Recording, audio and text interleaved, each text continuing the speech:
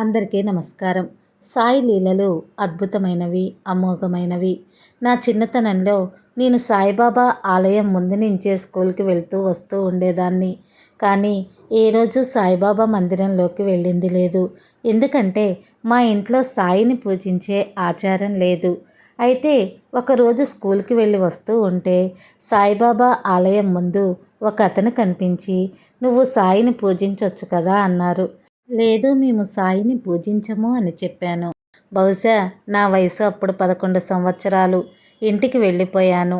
ఇంట్లో అమ్మకి చెప్పాను. ఎవరూ దీన్ని గురించి అంత పట్టించుకోలేదు. కానీ తర్వాత రోజు స్కూల్కి వెళ్తున్నాను. నాకెందుకో సాయి ఆలయం వైపు నా మనసు మళ్ళింది. స్వామిని దర్శించుకున్నాను. ఎంతో ఆనందం కలిగింది. అప్పటినుంచి సాయిబాబా నాతోనే ఉన్నారు అనిపించేది. ఏ బాధ వచ్చినా కూడా సాయికి మొరపెట్టుకునేదాన్ని. రోజులు గడిచిపోతున్నాయి. నాకు వివాహ సమయం వచ్చింది. సాయి నాకు కల్లో చెప్పారు, ఒక డాక్టర్ నాకు భర్తగా వస్తారు అని. నిజమైంది. ఏది జరుగుతున్నా నాకు కలలో సూచనగా కనిపించేది. నాకు వివాహమై 8 సంవత్సరాలైనా కూడా సంతానం కలగలేదు. ఎంతో బాధనిపించింది. సాయి కలలో నాకు పాప పుడుతుంది అని చెప్పారు. కల నిజమైంది. ఈనాటికి నేను సాయికి ప్రత్యేకంగా పూజలు చేస్తున్నదేమీ లేదు. మనసులో సాయి నామస్మరణ మాత్రమే చేస్తాను. పటాటోపంగా నా భక్తిని నేను ఏ రోజు చాటుకోలేదు. కార్తీక సోమవారం గుంటూరులోని కొత్తపేట శివాలయానికి శివదర్శనం కోసం వెళ్ళాను. అయితే ఆ రోజు నా జీవితంలో మరొక అద్భుత లీల జరిగింది. అక్కడ లింగ దర్శనం అనంతరం బయటికి వచ్చాక సాయిబాబా విగ్రహం ఉంది. అక్కడ ఒక అమ్మాయి ప్రసాదం పెడుతుంది. జనం చాలామంది ఉండటం వల్ల నేను ప్రసాదం తీసుకోలేదు. కానీ నాకు సాయి ప్రసాదం కావాలనిపించింది. నేనైతే వెళ్ళి ప్రసాదం తీసుకోకుండా పక్కకి వచ్చాను.